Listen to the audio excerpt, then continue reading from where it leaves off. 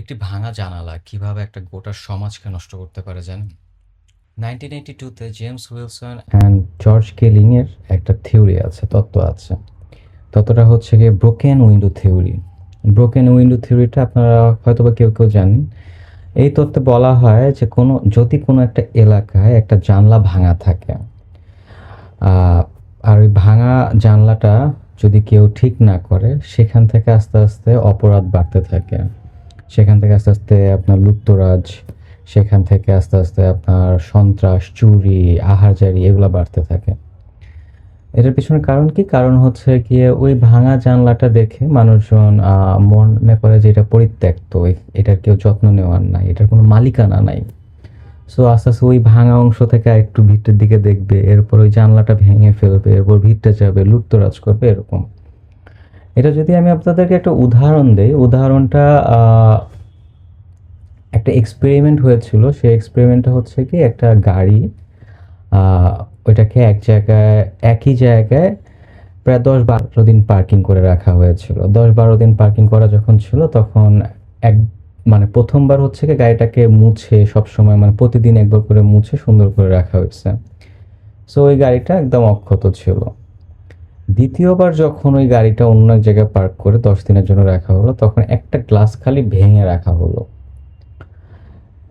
10 দিনের মাথায় গাড়িটা আস্তে আস্তে সব পার্টস খুলে নিতে নিতে নিতে নিতে আর কিচ্ছু থাকলো না। ওইটার অন্যান্য যে গ্লাসগুলো আছে, লুকিং গ্লাস, বনাট, টায়ার, হুইল, সবকিছু চুরি করে নিয়ে গেছে বা লুট করে নিয়ে গেছে। তো এটা অ্যাকচুয়ালি মানে এই থিওরিটা যেটা মিন করে যে কোনো ছোট থেকে ছোট অব্যবস্থাপনা বড় বড় অব্যবস্থাপনা বা বড় বড় সন্ত্রাস, অপরাধের জন্ম দেয়। আরেকটা ছোট একটা খুব ভালো এক্সাম্পল আছে, সেটা হচ্ছে কি আপনাদের এলাকায় যে জায়গাটা সবচেয়ে সুন্দর পরিষ্কার, সেই জায়গাটাতে 2-3 ব্যাগ ময়লা বা আপনার ট্রাশ ফেলে রাখেন, দেখবেন আস্তে আস্তে সব মানুষ খালি ওইখানেই ময়লা ফেলতেছে। সো এটাই হচ্ছে কি মেইন যে আপনার ছোট ছোট অপরাধ থেকে বড় বড় অপরাধ সৃষ্টি হয়। 1990-তে নিউ ইয়র্ক সিটিতে এই তত্ত্বের ভিত্তিতে ছোট থেকে ছোট অপরাধগুলোকে জিরো টলারেন্সে হ্যান্ডেল করা হয়। কোনো প্রকার ছাড় দেওয়া হয় না। একদম ছোট থেকে সূক্ষ্ম অপরাধকেও খুব কঠোরভাবে দমন করা হয়। এতে করে দেখা গেছে কি যে ওদের মানে বড় অপরাধগুলো 60% রেট কমে আসছে। আমরা আমাদের সন্তান বা ছেলেমেয়েরা এখন বর্তমানে সন্ধ্যার পরও বাহিরে থাকে। আমাদের সময় যেটা ছিল বা আমাদের আগের জেনারেশনে যেটা ছিল, সেটা দেখবেন যে মাগরিব হলেই বাসায় ঢুকতে লাগবে। মাগরিবের আজানের আগে বাসায় ঢুকতে লাগবে। সরি। তো এই যে মাগরিবের আগে বাসায় ঢোকাটা, এটা খুব ইম্পর্টেন্ট ছিল। কারণ একটা ছেলে বা একটা মেয়ে যখন ধরেন 7-8-এ পড়ে, তখন কিন্তু ওরা খুব মানে ছোট ছোট অপরাধগুলো করতেও কিন্তু ভয় পায়।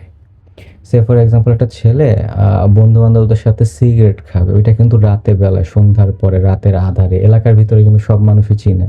যার কারণে রাতের বেলা যখন অন্ধকার হয়ে আসে, তখন একটা চিপার মধ্যে বসে, একটা গাড়ির চিপায় বসে 2টা টান দিল। তো সেখান থেকে কিন্তু আস্তে আস্তে অপরাধগুলো বাড়তে থাকলো। হ্যাঁ, আপনার যেমন ফার্স্টে সিগারেট সিগারেট খেতে খেতে যখন ও ইউজ টু হয়ে যাবে, তখন ও অন্যটা ধরবে।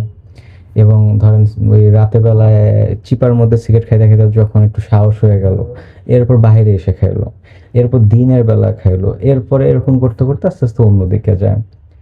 সো এই ঘটনাটা আপনাদের সাথে শেয়ার করার বা এটা শেয়ার করার পেছনে মূল উদ্দেশ্য হচ্ছে, আমাদের দেশে একটা আহ, বিশাল এক রেভলিউশনের পরে আমরা সবাই একটা স্বপ্ন বাঁধতেছি, সুন্দর একটা দেশ গড়ার, সুন্দর একটা জাতি গড়ার একটা আশা বাঁধতেছি। সো এইখানে আমাদের প্রশাসনের জিরো টলারেন্স থাকা উচিত। যে কোনো অপরাধ, ছোট থেকে ছোট যে কোনো অপরাধে জিরো টলারেন্স থাকা উচিত। এবং আমাদেরও আমাদের সন্তান বা আমাদের নেক্সট জেনারেশনের সুন্দর একটা ভবিষ্যতের জন্য, যাতে ওদেরকে একটা সুন্দর দুর্নীতি সন্ত্রাস মুক্ত একটা সমাজ দিতে পারি, সেটার জন্য আমাদের চেষ্টা করতে লাগবে। পৃথিবীতে যতগুলো সুন্দর দেশ আছে, যতগুলো মানে প্রথম শ্রেণীর যে দেশগুলো আছে, এগুলোতে আপনারা যদি খেয়াল করে দেখেন, প্রত্যেকটা দেশ রুলস রেগুলেশন খুব স্ট্রিক্টলি মেনটেন করে চলে। রুলস রেগুলেশন মেনটেন ছাড়া একটা জাতি কোনোদিনও উপরে উঠতে পারবে না।